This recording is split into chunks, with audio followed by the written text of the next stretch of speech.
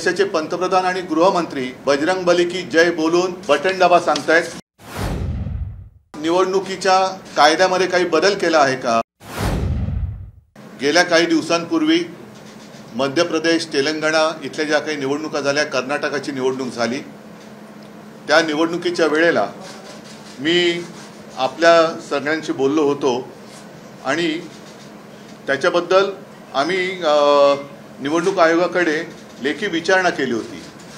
कारण हा व्हिडिओ मी तुम्हाला ऐकवतो, कारण माझ्या फोनमध्ये व्हिडिओ आहे। कदाचित आता तुम्हाला मी तो फोनमध्ये असल्यामुळे दाखवू शकणार नाही, पण हा जो व्हिडिओ आहे त्याचा आवाज नाही। बटन दबाओ ना, तब जाए बजरंगबली बोल करके सजा दे देना। पक्का दोगे ना? माताएं बहनें, विशेषकर आप सभी को अयोध्या में राम मंदिर का दर्शन करना है ना? करना है या नहीं करना है? खर्चा होगा ना? होगा ना? मगर मैं कहता हूं नहीं होगा।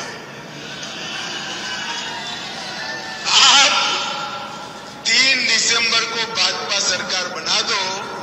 भाजपा मध्य प्रदेश सरकार सभी को बारी बारी फ्री ऑफ कॉस्ट अयोध्या में रामलल्ला का दर्शन करा देगी।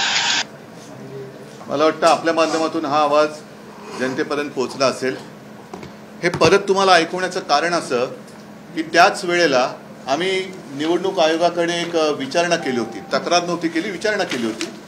आणि त्याला कारणही तसंच होतं। हिंदू हृदय सम्राट शिवसेना प्रमुखांचं निवडणूक लढवण्याचा किंवा मतदान करण्याचा अधिकार हा निवडणूक आयोगाने अटलजी पंतप्रधान असताना काढून घेतला होता। त्यांना 6 वर्ष निवडणूक लढवायला देखील बंदी केली होती। याचं कारण त्या काळात त्यांनी हिंदुत्वाचा प्रचार केला असा त्यांच्यावरती करप्ट प्रॅक्टिस असा ठपका ठेवून हा निर्णय घेतला होता।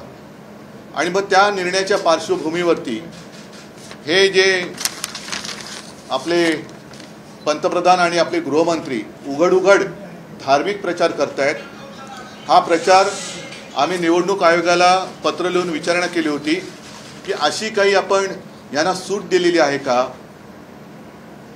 किंवा निवडणुकीच्या कायद्यामध्ये काही बदल केला आहे का, की पूर्वी हा आमचा अनुभव आम्हाला आल्यानंतर आज तर देशाचे पंतप्रधान आणि गृहमंत्री बजरंगबली की जय बोलून बटन दाबा सांगतायत। अगदी कचा नाही बोलले तरी बटन दाबा बोलतायत। अमित शहा, तुम्ही आमचं सरकार आणल्यानंतर रामलल्लाचं दर्शन मोफत करू असं आश्वासन देत आहे। हा निवडणूक आचारसंहितेमध्ये मान्य केले गेलेला नियम आहे, त्याच्यात बदल केला आहे का हे आम्हाला पाहिजे होतं। त्याच्याबद्दल परत एकदा स्मरणपत्र देऊनही निवडणूक आयोगाकडनं आम्हाला काही उत्तर आलं नाही। आणि आम्ही त्यांना असं म्हटलं होतं की तुम्ही एकतर उत्तर द्या, आणि उत्तर दिलं नाही तर मात्र तुम्ही हा नियम बदललाय असं गृहीत धरून आम्ही देखील जर का उद्या असा प्रचार केला तर आमच्यावरती तुम्हाला कारवाई करता येणार नाही। अन्यथा जर तसा नियम बदलला नसेल तर यांच्यावरती काय कारवाई केली ते आम्हाला सांगा।